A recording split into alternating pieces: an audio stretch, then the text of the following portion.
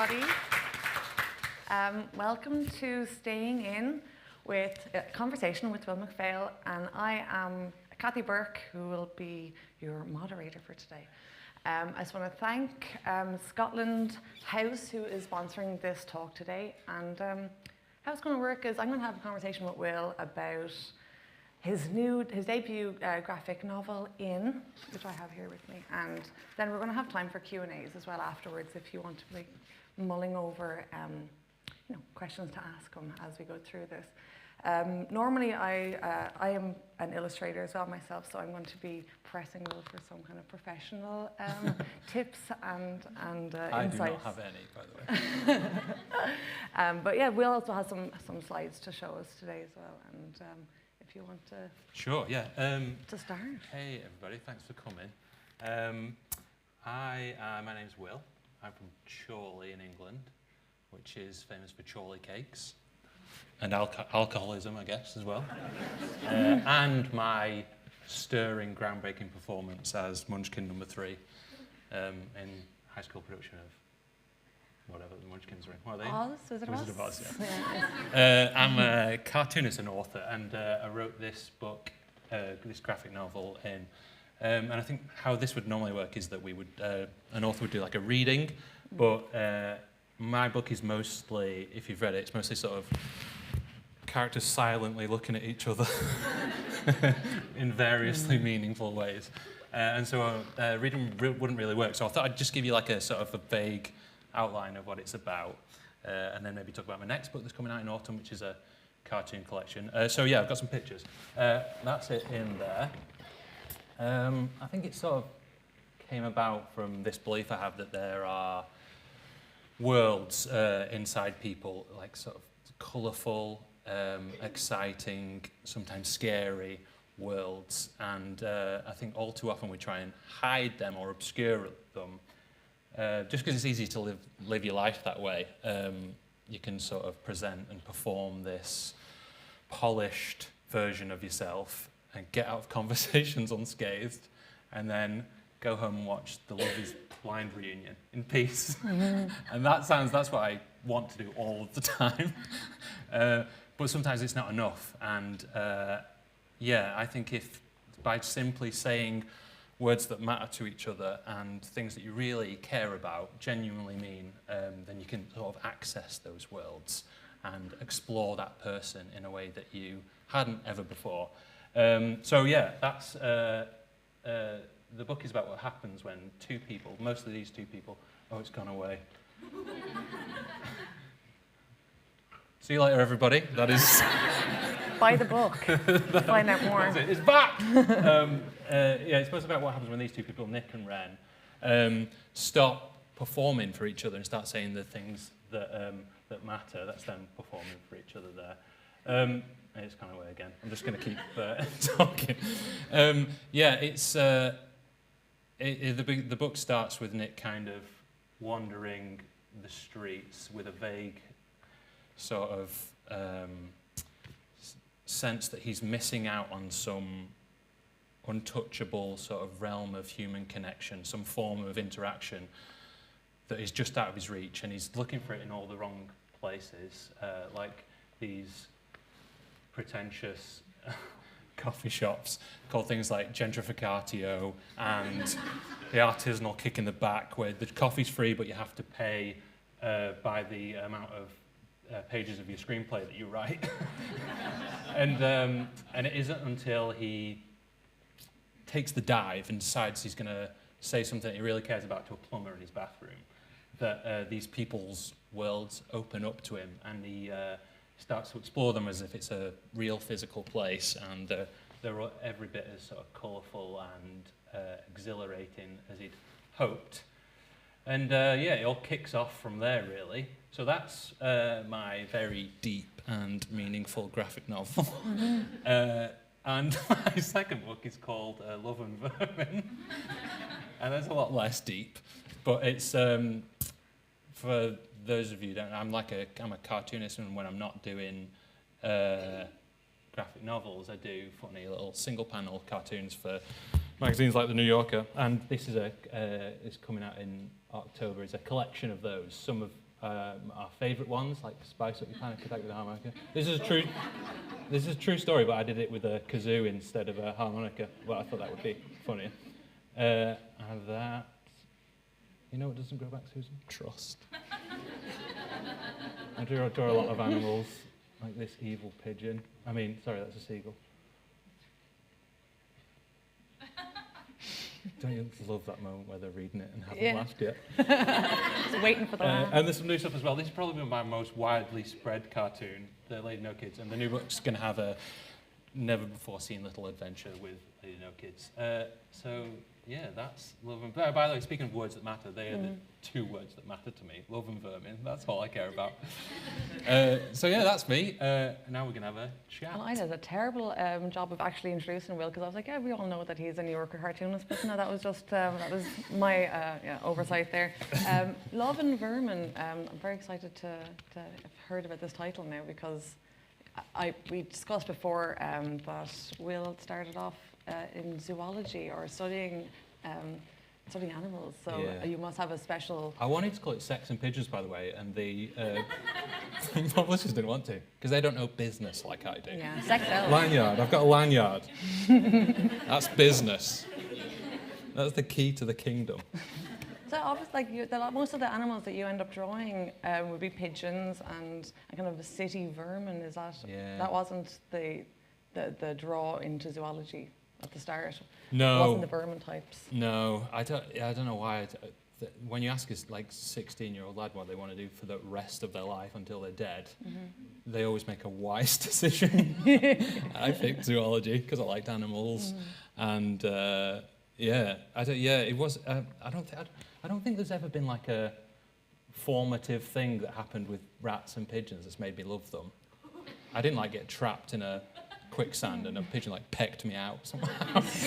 Lifted you out of a quicksand. Yeah, that's better. Pecked me out was weird. Although I spent a lot of time in New York, because that's where the magazine is, and when I first went there, every time I stayed in Brooklyn, and every time I got the subway in, there was like this gap between the stairs and the subway platform that had a pigeon's egg in it on a little nest. And like every day I went in, it was cracking more, and a little baby pigeon came out one day, and then I watched the blind little horrible pink thing, and beautiful pink thing, and I watched it kind of grow up like as I was there for like the month I was there, and then one day it was just gone. Wow. What happened?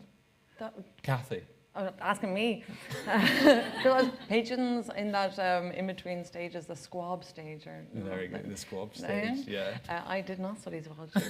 I did have a pigeon's nest on my balcony once, so that's why I know this. But they're hideous creatures to look at in that stage. Yeah, very patchy fluff. Yeah, brutal, brutal. I think that's why I like them, because they're they have the courage to be bad to look at, which in this aesthetic world is a brave choice, in my opinion. Exactly. Do you feel like knowing about animals then encourages your observational skills with humans? Because you must be kind of a people watcher. I've gathered from the book, because the main character Nick he's an illustrator who works outside of the home, and I suppose finds a lot of his performance happening by showing the world that he is an artist, right, in public, by drawing in coffee shops and by looking like an artist. Is that kind of autobiographical, that process of working? I tend not to do it anymore. Well, the pandemic stopped it for a start, but I tend not to do it anymore because it was just so horribly performative, isn't it, to just be drawing stuff.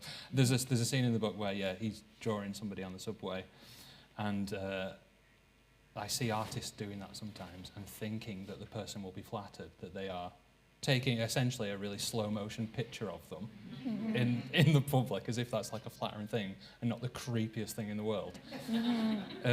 But yeah, it was mostly just because trying to get away from the porn in my flat. I would go outside and I would go and try and find other things that I like and sit in coffee shops and stuff, and there's like a nice ambiance, and so yeah, that's definitely there's a bit of autobiography in there. I put myself in that process, and like the kind of you're playing the role of exactly of the artist, because when we have a job like in the creative industry, and you know, you have people in your family or in your friend group who have like real jobs, grown-up jobs, you kind of need to show them that, no, I am stressed and I'm busy. Yeah, but and like, I have got a beret on, and I look like an artist, and I'm holding one of those old school palettes.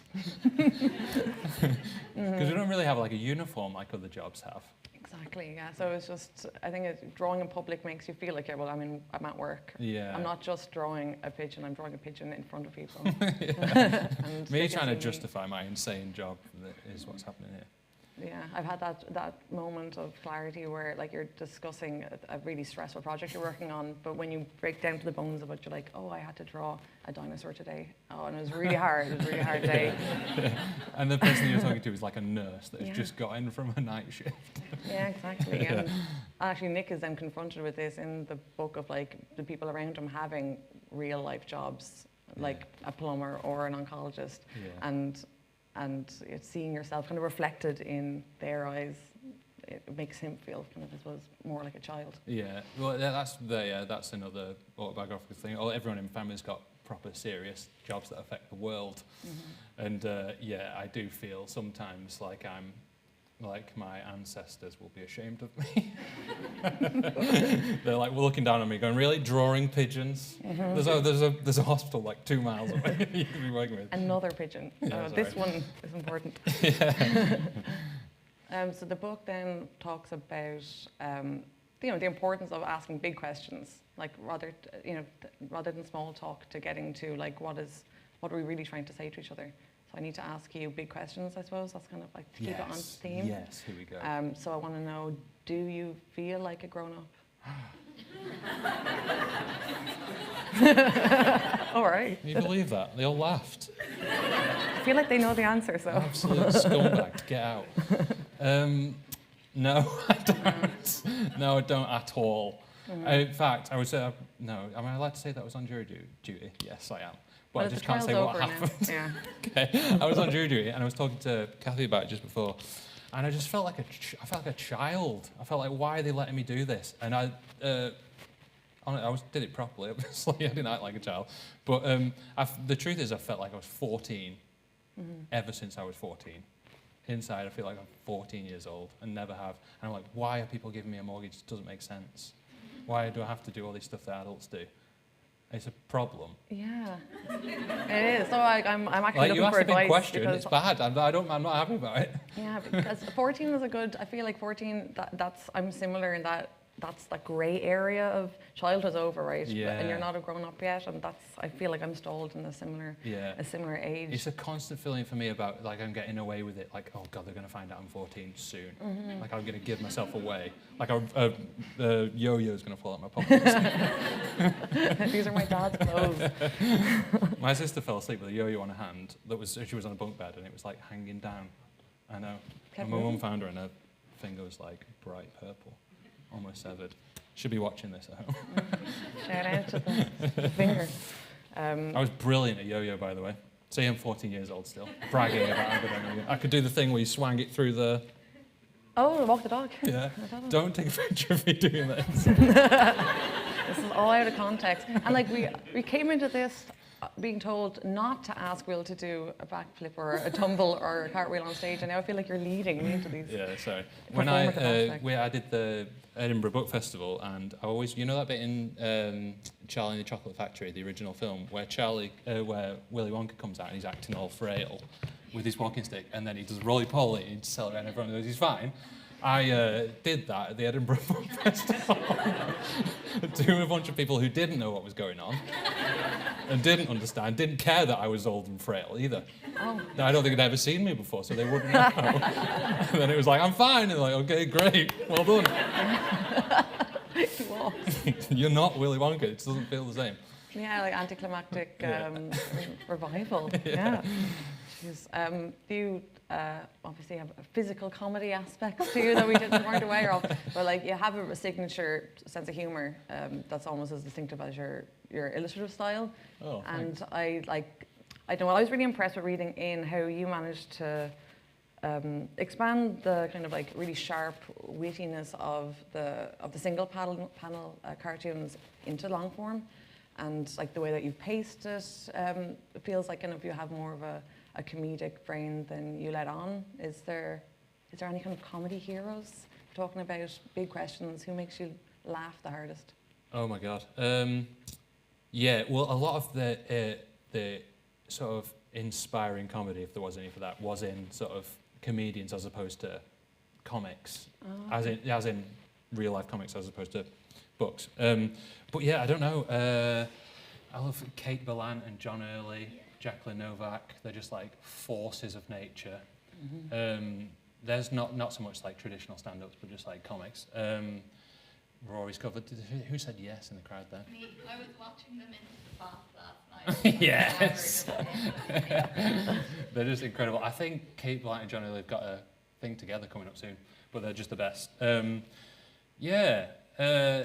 far as the sort of expanding single panel stuff into the longer stuff, it was really sort of just like freeing actually, because with the single panel stuff like those we showed there, it's just like you got to give somebody like a snapshot of a whole world, and sort of get in and get out. And there's a caption, the premise, and the punchline is all there in one thing. Whereas I could really like take my time in that and like take pages to do a single joke, and it was really just sort of lovely. And just not just in terms of the time that I could take, but literally the space on the page. Never had that before, and so it was really liberating. I could feel like you definitely played with like the silence a lot in it. As you mentioned before, like there's lots of spreads of people awkwardly looking at each other. Just kind of you can see Nick like thinking over awkward things he's just said to somebody, and like that kind of just like the kind of calm before another punchline again. I feel like and it was almost more for anyone who doesn't know, the book's really sad. Oh yeah, it's heartbreaking. It really, really is, but it's also hilarious. But in a weird way, in a sort of twisted way, I was happy with I care so much about those little jokes and sort of catching people off guard, because I think that's the best way to make somebody genuinely laugh. I was sort of happy with it getting so sad, so that those funny bits would be even more unexpected, if you know what I mean. Sometimes I think like the most I've laughed are in particularly in fictional stuff, is in the stuff that you weren't expecting it to be a comedy. Whereas when I watch a comedy, I kind of say, oh, okay, comedy, is it? Okay, well, now you've got to make me laugh. Make me laugh, funny boy. Whereas I feel much more vulnerable to laughter when it doesn't feel like it's, expected. Yeah, it kind of takes you off guard in some. And that's what some of the characters also use their humour, like Ren would, as her kind of a self-defense mechanism. Yeah. That's the thing about Ren's definitely my favourite character in the whole thing. But everybody in the book's got their own mechanism for hiding themselves, like I said at the start. And Nick's is super performative nature. Hannah has not allowed herself, but has been defined as a mother figure as opposed to who she is as a person. And Ren's is like, she hides her truer self with humour and deflects with it.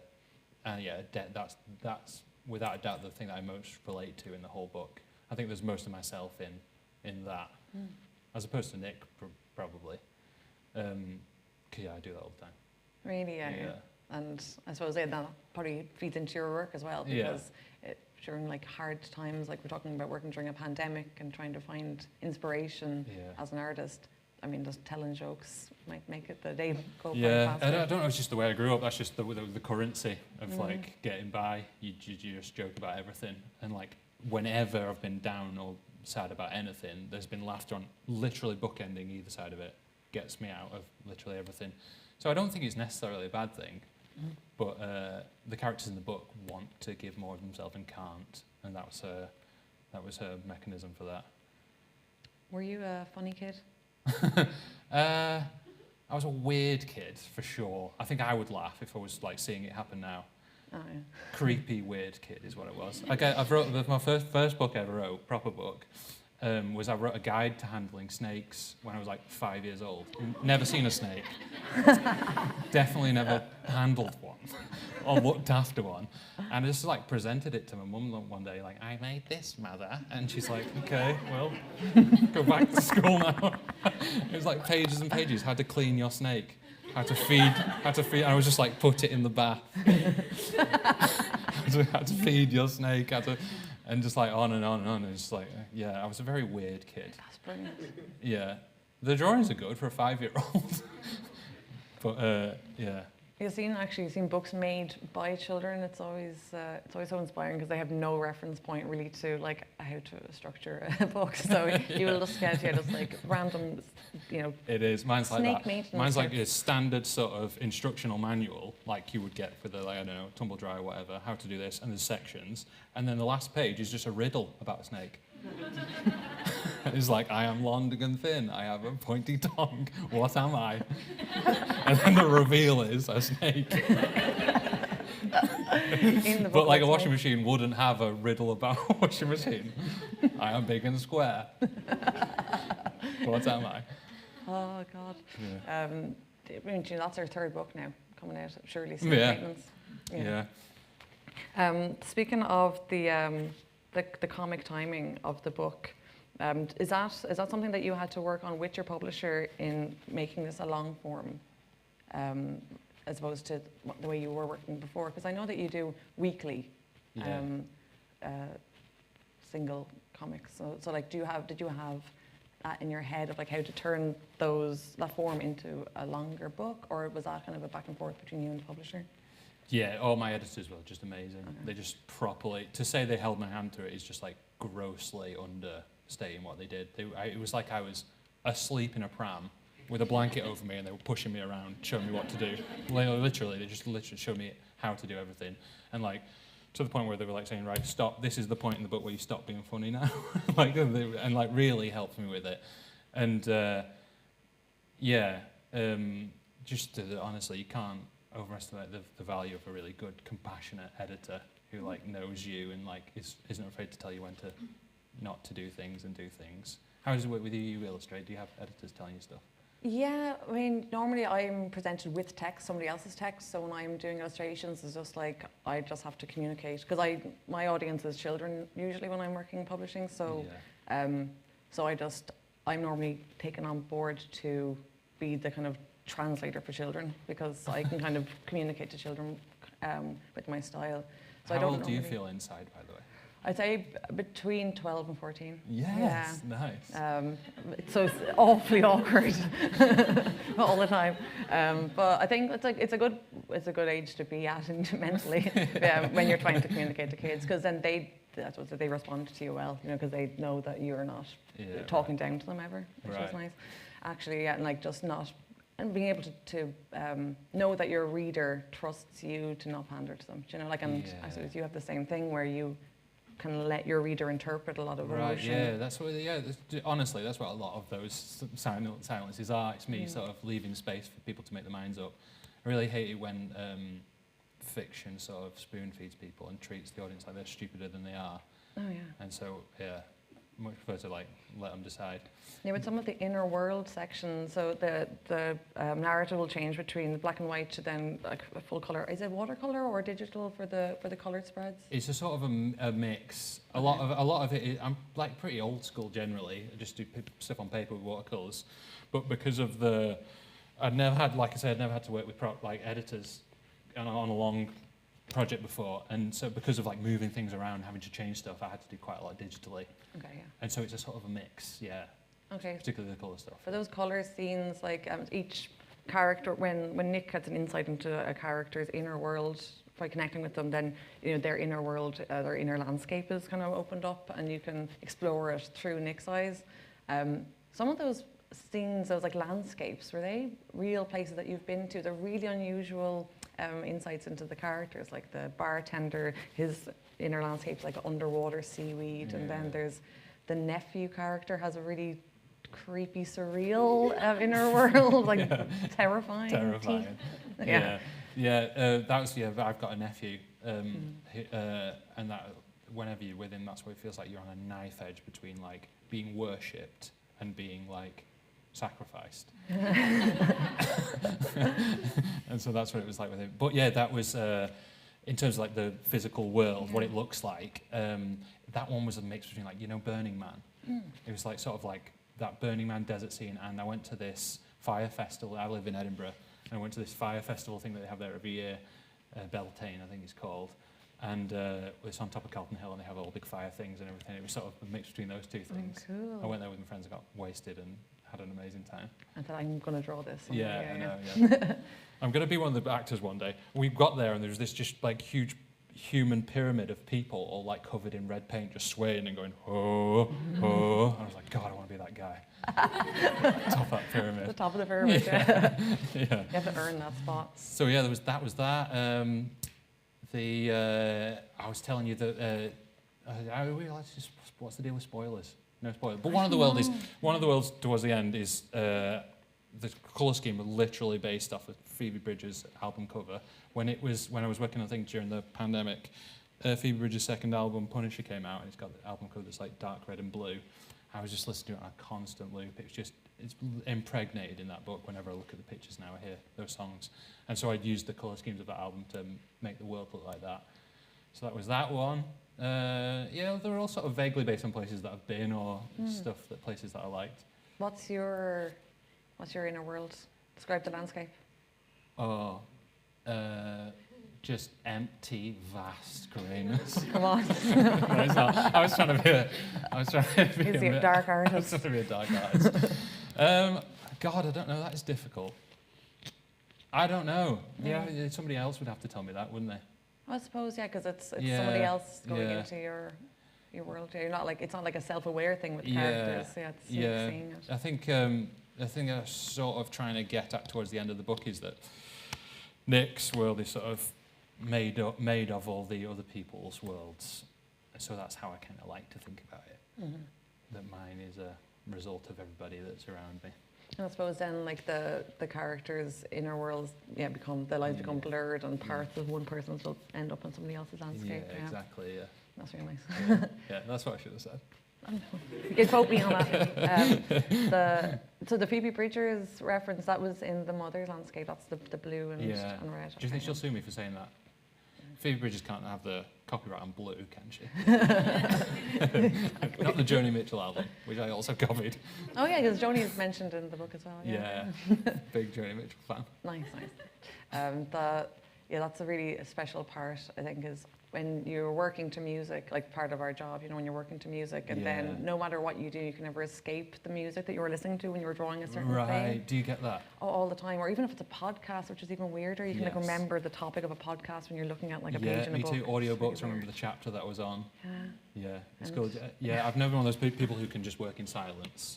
No, yeah. Well, I mean, so that's what the coffee shop life, is kind of right. So if you're working in a coffee shop, it's more just that white noise. Yeah. Sometimes do you know what I did the other day? This is embarrassing. But hey, the book's about telling your true self. Truths here, I was working and listened to an ASMR video of a person just working behind a bar at a coffee shop, like a barista ASMR. Isn't that tragic? When my flat is surrounded by coffee shops, I could have just gone downstairs and I just went on my laptop. I've just like glasses chinking and stuff and just. I feel really embarrassed to say that I think I've listened to the exact same one. Have you really? YouTube. Yeah. Coffee shop ASMR, and or like. I'm getting into ambient. ASMR, man. It's worrying. Mm-hmm. I spent like an hour the other day just watching a guy shining somebody's shoes. Is there It is weird. Is that the visual or? It is visual, but I don't know. Have you had the ASMR thing that they described? I never have.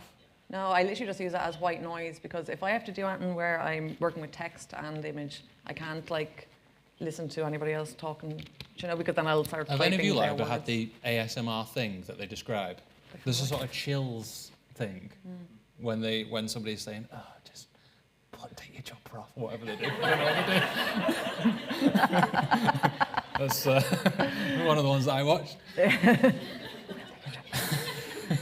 Because it's meant to be kind of like a soothing experience. Apparently, maybe I'm not into it enough yet, but I'm getting there. We also both don't have TikTok, and that's another problem probably, yeah. I have got TikTok. Stop. I have got TikTok. You are a young person. I've never done anything on there. I just don't want to be left behind, washed up on the shore. Yeah. I try and use it, and just like I have a seizure every time I try and use it. As I said, like I'll watch just the best of the best that gets filtered to Instagram. I'm sure they're the best TikToks, surely. It's the fact that there's no white space between the content. You know what I mean? It just content after content after content. insane. Exactly. Yeah. So you need the pacing. Yeah, yeah, exactly. Of the old school social medias. So I suppose we do have time for questions and answers. If people want to, we're going to have a roving microphone, I think, as well. I think we have. Yeah, is that okay? Yeah. Yeah, you ready for that? Totally. Yeah. Do people have questions? love If to. not, I would love I to. have more, but I just wanted to give you opportunity to ask. We'll see some hands back there. We don't have the lights, we can't really see you guys. So, actually, I do have one more question I do want to ask you quickly. Just because when we're talking about signature styles or working in a signature illustrative style, we were talking about eyes earlier. Do you know? Yeah. And like Will has a really specific type of way of drawing eyes. Yeah. Do you find that is limiting, like it holds you back, or it's quite freeing to kind of like stick to one style all the time? Like do your signature and you can't move outside? Yeah, a little bit. Not everybody likes the eyes. Some people hate them. My eyes. They're just. I was telling Kathy earlier. I started like small little dot eyes when I started drawing, and then they just got bigger and bigger and bigger. But just because I love changing little angles of eyebrows and the eyelids just to find the exact specific emotion that I'm trying to get. Like how do I make somebody look like they're sort of lonely and horny at the same time? And okay, I'll put that there and then it looks right, yeah. And just having bigger eyes maybe allowed me to do that. But yeah, I do foresee a point where it might hold me back. Like maybe I think the book's sad and I did him in there. I thought it might be too cartoonish, if you know what I mean. But yeah, I might have to tone it down at some point because they're just getting out of control. My pages are just going to be two big eyes that I've changed slightly. How about you? You do dot eyes, don't you? Yeah, I kind of have two styles of eyes. So we'll do dot eyes, and then if the client needs a little bit of emotion, I'll have to add the whites of the eyes. So I kind of have two types you of can eyes. get emotion in eyebrows above the dot eyes. That's what I used to do. Yeah, exactly. Yeah, I mean, Yeah. we know, there's the rounded for casual, this for a little bit sad. Yeah. But yeah, like I kind of have this very emotionless, deadpan. Yeah, but that's characters, like the silence is the book. It does give the reader a chance to sort of define it themselves and read into it a bit more. Yeah. Make up their own mind about what you're Hard trying to do desperation. My favourite expression is desperation. I like to see people panicked. I think it's the funniest thing in the world. And so a lot of my characters kind of like... It's my favourite thing to draw. Right, who have we got? Okay, give some sorry, cues. Just wondering, in terms of your the comic or the images that you submit to the New Yorker, have you ever felt pressure, certainly since COVID, and that was a world pandemic, to comment on historical events like that, or events now that are happening all the time? Seems like everyone needs to comment on it, even if it mightn't be something that they normally do. But just since it seems like with COVID, it was such a global pandemic that everyone was going through the same thing. And yeah, just wondering if you've ever felt any pressure to comment on those things through your art. Oh, I definitely feel an urge. It's never like pressure, but I definitely feel an urge to do it. I think I did a couple of pandemic-themed stuff. Rats again. It was about rats. I did like a rat street party where everyone was upstairs looking at them in the window and they were having a whale of a time down the street. But the truth is, with any kind of political stuff, I'm just not very good at it. I can't. I've tried it loads of times, and particularly with the British publications, they tend to be a bit more topical than the New Yorker. And I'm just not good at it. I can't be funny. It always just feels like a reference. Like I might as well just write on the piece of paper, Trump is bad, and hand it to them. Like, because there's that, and there's the fact that the cartoonists that do political cartoons are so good, and they're so quick. They've always done the thing that I want to do before I do it. As I go back to the old pigeons again. Yeah, so it has been like, somebody said it better before. Yeah, exactly. Trying to do a cartoon And version. with Trump, he was doing something more insane as I was doing it than the cartoon that I was doing, so it was parodyless. But yeah, so I do feel an urge to do it, and I'm not good at it, is the truth. It's not because of you're afraid of any pushback or... No, not negative really. comments online? Not really. I do a lot of sort of, if not political, then social stuff. Like, sort of, yeah, just social commentary that you could, not political, but just sort of my opinions. And I get some pushback from that, but it's never that bad. Yeah. Like we had this conversation earlier about the not pushback, but like maybe some questions asked about like your position on childlessness. Yeah, and like I did the Lady No Kids one. I think partly just because that was the most seen cartoon, there were more of the people that didn't like it than they usually would be. Right. But a lot of people were sort of saying, they thought that I was saying, it's a lady saying, I'm just going to follow this goose while their parents aren't. And I think some people thought I was saying that if you don't have kids, then you've just got this meaningless, trivial life. And embarrassingly for me, I was kind of saying the opposite, and there's no higher purpose than following a goose all day. It's what I want to do. And I think if I did make a misstep with that, it was in assuming that the parents can't be spontaneous like that. And I know loads of parents, and they can be. And so I was probably wrong about that, as opposed to the lady herself. But yeah, it's never a lot, and it's never bad. Yeah. I'm a straight white guy on the internet. It's an easy ride. Yeah. They don't have to turn your comments off very often, though. No. Must be nice. Well, no, it's the truth. The only thing I get is, so I was talking about the political stuff. I did one political cartoon ages ago, and ever since, people kind of think everything that I do is political, which is annoying. I can't draw avocado having a good time without people thinking it's about like Scottish independence or abortion or something. I'm like, no, I'm just an idiot that draws pictures. Yeah, any more questions? Any questions? Which comes first, the words or the pictures? Or do they both happen simultaneously? Oh, it's always different. It's never the same. But usually the words. I'll walk around with the way this is with the New Yorker cartoons. There's one submission every week, so I'll like try and gather stuff throughout the week and then churn them all out on Tuesday when you have to submit them. And yeah, I just walk around with a notepad and I pretty much write down everything before I draw it. But I can see it all there in my head. I just need to write it down. But it's I'm writing down the ideas of the joke, if not the caption itself. Sometimes I find the caption at the end and get it perfectly right. But I'm definitely writing before I draw, if that makes sense. I never just draw a thing on the page and think, oh, that will make a good cartoon. I need to kind of like write the joke, if you know what I mean. Because like if you would probably imagine visually, like you're thinking visually, so that's done in your head, and it's just going to come out. The drawing actually feels like this nice little treat at the end of the whole process. Like I've done all the hard work now, I just get to sit at the desk and draw.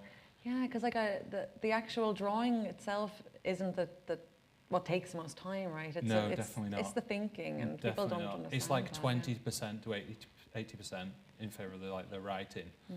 But what that looks like is just a madman stream of consciousness in a moleskin. And something happens. In your book. Yeah, a lot of moleskin stuff. The new cover is entirely moleskins. Oh, God, of course. I have a beef with moleskin. I've been trying to get them to sponsor me for a long time, and they won't do it. And now they're ignoring me. And they're following me on Instagram, and I see they've seen my things. It says "see." Left unread by Moleskine. And it was fun because there was at one point I made at the height of the beef, I made a big push and tried to get my loyal Instagram army to get them to give me a sponsorship. And somebody like reached out from Moleskine and said, "Do you want to come and do a chat or something at one of our things?" And power move, I said no. Straight away. Old. And then just radio silence ever since. And then you slagged off the dotted versions. The dotted version. Who buys the dotted ones, though? Who What's buys it for? those? I bought one of those by mistake one time. So that's that. Words first. Hey, this isn't a question, but just I was rushing to get here and I went by a very freshly dead seagull. I saw him. And I was like, I think you'd enjoy to see that. That's a good drawing. The first thing I told him, saw a dead No seagull. one? What do you mean? We're all thinking of you, Will, seeing the dead birds. It's not bloody, but it's like perfectly like. Where is it? Exactly. He was huge as well, wasn't he? Yeah, I'd never seen Oh, a that dead is seagull. sad. It's sad, but Do you know that there's a turf war in Edinburgh going on at the moment between the seagulls and the pigeons? Do people know this? Well, you should know this. It's big news, and it's outrageous. And the seagulls are winning, by the way. Honestly, I see them dragging around pigeon carcasses. Stop. Unbelievable. What is happening Yeah. in Edinburgh? Pigeon heads on spikes. I thought the football was the big thing over there. Yeah, oh, no, no. no. Yeah. Bird wars. Well, I am from a seaside town, so the seagulls are the pigeons of the sea. Yeah. They just like steal your rubbish and stuff, yeah. Anybody else? Any questions? Hey. How did you go from zoology to cartoonist? Good question. How did I? I didn't do the work in zoology, is the truth. My heart wasn't in it. I loved animals, but for the academic stuff, I would, first of all, I was just drawing all the time while I was in lectures instead of listening to what they were saying. And then I did we had to write these proper scientific papers with evidence and stuff and methods and everything. And I would write them like I was writing stories and introduce evidence at the last bit as a sort of a surprise. At the end of the report, and I remember getting one back and teacher's red pen on it saying, as scientists, it's our job to inform, not entertain. D or whatever. I was like, fuck this. Got out. But quite rightly, that is what you're supposed to do as scientists. You need to do that. But it just wasn't ever for me. And so while I was there, I think I'd started in a second year or something. I'd started submitting cartoons to Private Eye, which is a British magazine. They do run a lot of cartoons, wonderful magazine. And so I did that for ages, and then eventually submitted to the New Yorker. That was it. Yeah. Do you feel like it's a luck thing? Definitely. One Oh leads my to God. another? Mm-hmm. Hugely, hugely fortunate. Yeah. Particularly with the New Yorker, they get thousands and thousands of submissions, and to just sift through it all, unbelievably lucky. And I was sending it from my mum's house by post in Lancashire. I had no idea if it was getting there. No response for ages. And then eventually, Colin Stokes, the cartoon editor, just took pity on me and emailed me and said, email me from now on instead of sending your stuff off. Nice. And eventually. How many had you been sending? Was it kind of a regular? Yeah, I was sending thing? 10 a week for a couple of months, yeah. See, that's And they not were luck, rubbish though, right? too. I'm not surprised they won't get it. The determination and kind of just the perseverance of that. Yeah. Oh, but it's all I wanted to do. The New Yorker is it's my Everest, and it's just the only thing I ever wanted to do, and so I wasn't not gonna give up on that, I wasn't gonna give up on that. So yeah, and I liked doing it. That was the truth. I enjoyed the work, still do.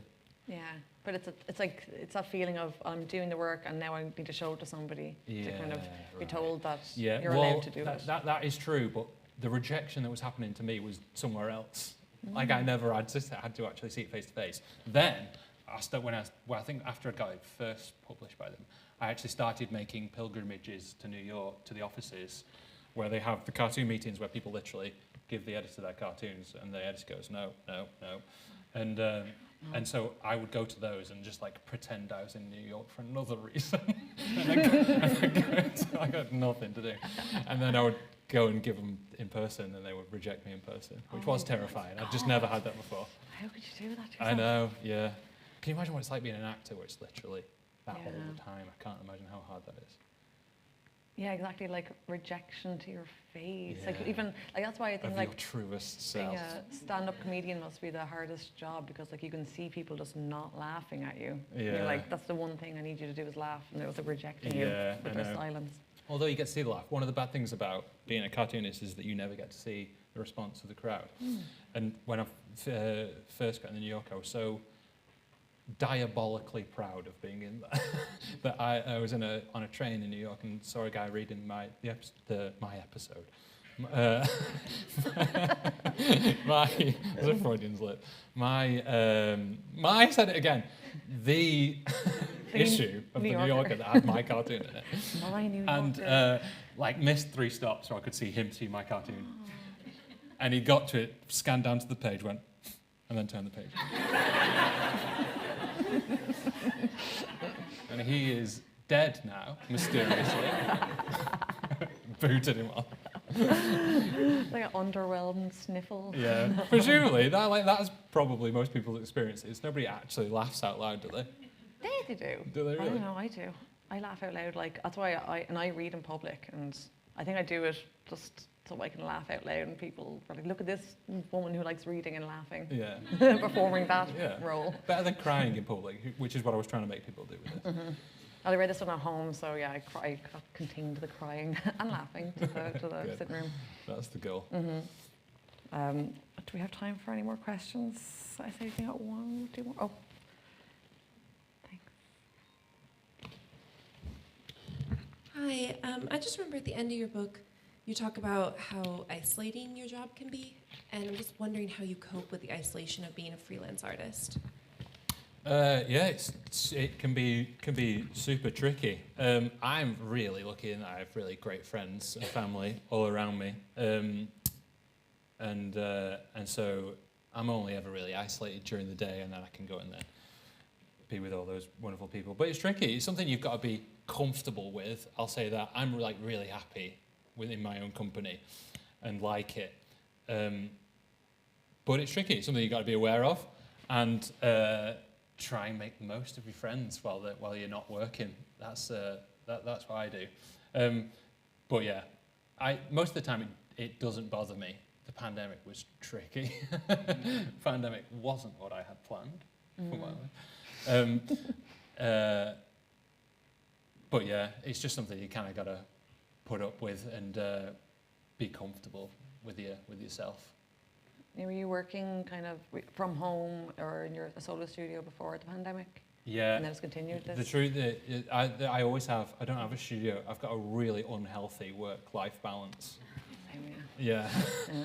One day I'd love one, but yeah, it's literally like roll out of bed and into the thing. And while I was working on the book, it was even worse. Sometimes I didn't roll out of bed. I just stayed there working on stuff, and like the Deliveroo driver knew my name. Did you do like a 3-meal Deliveroo day? Oh, no. Oh no, the whole lot. It's the same person every time. Yeah, send it to next door, like. So yeah, I would be like, you've got to be comfortable with your own company, and then I do go out and work in coffee shops and around the place and wander around. But it's just part of the job. Yeah. Because there is that thing of if you're working in from my experience, working in like a shared studio or something like that, or even like a co-working space where not everybody is drawing. People really love watching you drawing. Oh, and see, then I wouldn't like that. It's stressful because Yeah. then it feels like you're like, I can't get this wrong. Yeah. If people are looking at me drawing. So Yeah, so exactly. And I really don't like the idea of like that drawing and artwork has to be performative in the world. I really don't think that. I think I know people like sort of work in process stuff and to see it happening, but I'm all about the final product and you don't have to show the actual workings.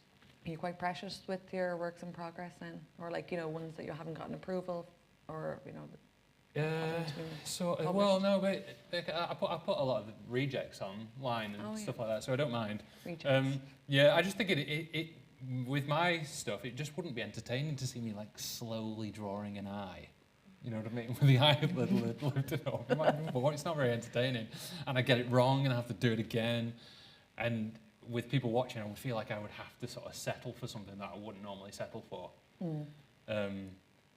So yeah. Yeah, it's stressful. I've tried drawing on planes before. You have to work. You're trying to meet a deadline, and you're on a Yeah. plane, and there's just Yeah. the kid behind you is just like staring at your iPad, like, oh shit. I did a live draw of the royal wedding. The Meghan and Harry one. Yeah, it was Harry, wasn't it? Sorry. And the most stressful thing I've ever done in my life for the New Yorker. Wow. I know. Yeah, she was like arriving in the car. I had to draw arriving in the car, and I did like they sent me up to it and said, "Okay, got to start there, and we'll publish it as you go." And the first cartoon I did, it was how they all wear the elaborate hats and stuff, and I was obviously like a working class guy with a chip on my shoulder. I drew a cartoon of all people wearing elaborate hats, and things in, feathers, this with and then a lady with just like a poor person sat on her head, and saying like poor person. And it was the first cartoon I gave to the New Yorker, and they went, "Tone it down, Will." Doesn't Megan look nice? Oh, that's brilliant. Megan did look nice. That was the best bit, her arriving. It's kind of like one of those like criminal drawings, like like a court sketch again. Yes, Back in the amazing. jury. One of my, I really want a picture of me drawing in a court-style pastel thing. Wouldn't that be brilliant? Yeah. With all this, the chalky pastel thing. Could have got it Guilty done. Could have got it done at my jury duty, and I didn't. Was there another guy? I think there was one at the back here. Yeah, because you had a Zoom jury, so you didn't get My there. jury duty was in a cinema. We was pandemic, so I had to be away. So a weekly deadline sounds quite tough. What's the closest you've gotten to filing with nothing? Oh, geez. It happens all the time. Every week, existential crisis. Where I think I'm the least talented person, I'm a fraud, I'm 14 years old, I shouldn't be doing this. But it always comes together. Like, I really do have found that I work well to a deadline, in that it comes together, and that sort of desperation makes my cartoons weirder and therefore funnier. And so I genuinely do get, at least 8 cartoons in by the end of the day, even if I haven't got any. And it's a reflection. Sometimes I think if I've got too much time, I overwork them and they become just stale and dead. And when I've thought about them in the moment, the people reading them have that experience too. It feels like a joke that's just being made in the moment. And so, yeah, it always works. I kind of like deadlines, as stressful as they are. Yeah, as you say, you might overwork something, and if someone gives you a couple of months to do something, you feel like it has to be better for some reason than if you just spend the normal couple of hours that you'd spend doing something. Like, oh God, I have maybe, how long did it take you to do it in?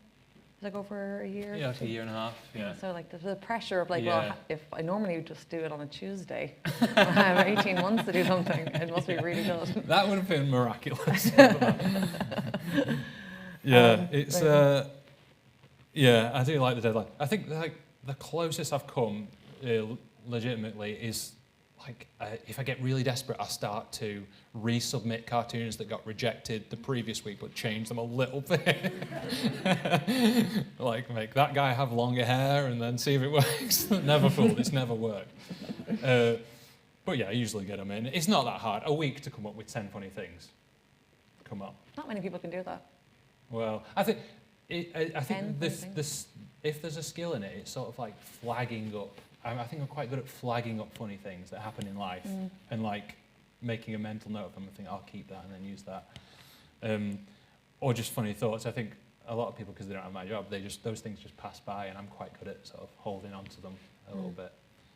And it's a consistency as well. Like I remember, I'm a big Jerry Seinfeld fan, and he said that every day, like since he began comedy, he'd just write one joke a day, and if it's good, it's good. If it's not, it's not. But at least it's like every day on his calendar, one joke. Yeah. Do it.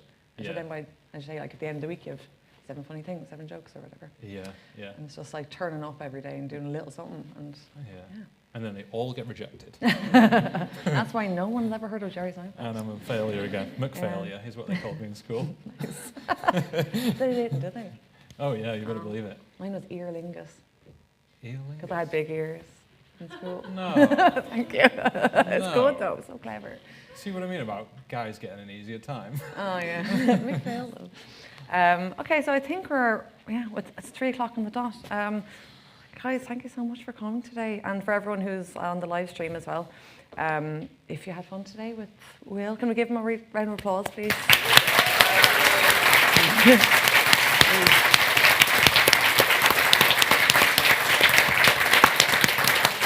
Such a pleasure having him here. Have a round of applause for Kathy as well. Stop. That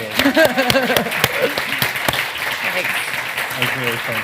It was so much fun, and if you want to buy Will's book, it's available in Charlie Burns and in the bookshop stall at the front, the lobby. And anybody who's live streaming, you can go on to charlieburn.ie to buy it. And also, if you had fun today and you want to help more with Kurt, you can donate on kurt.ie/support us if you want to help out more. Okay, but thank you so much for coming today, guys. I had so much fun. Thank you.